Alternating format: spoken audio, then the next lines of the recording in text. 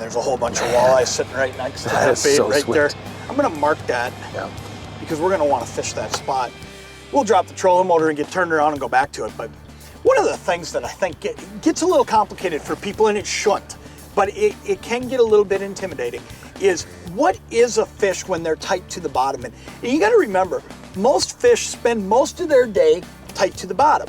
They'll lift, they'll run around and feed, and then they'll go tight to the bottom again. So what you wanna know is that a lot of times, now let's add this in, when they're tight to the bottom, it doesn't mean they won't eat if you bring a bait by them. So you wanna be able to decipher what they are, know exactly what a rock is versus what a fish is. And let me tell you how I do it. I'm using the Humminbird Helix 9. And this thing, and this is the DI version, which stands for down imaging. And here's what's so cool about this one. When I go over something that I am not sure of, I've actually set it up in my favorites on my favorite buttons over here to the right that I can just push a button and it flips me over to down imaging. Here's what down imaging does.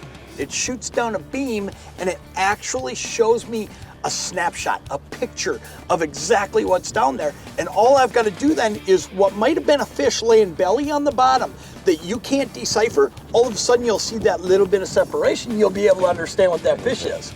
You know, John, the fish look up differently on each one of those technologies. When you look at fish on 2D sonar, that goes down below the boat in a cone, and the fish show up really nicely underneath there.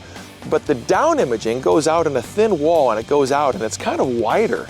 And so those fish show up differently in those different beams, and they're also different frequencies. So it's a huge help to run those side by side when you see something on sonar next to the bottom, which is really good for a general picture. But when you want to know what it is, you flip over to DI. And when you go over things like a branch, it shows every little twig on the branch. The detail is stunning. So you're exactly right. When you say, I want to know is it a fish or not a fish, look in sonar first, and then slide over to down imaging, and that will give you the detail and the fish separation that you need to know before you wet a line.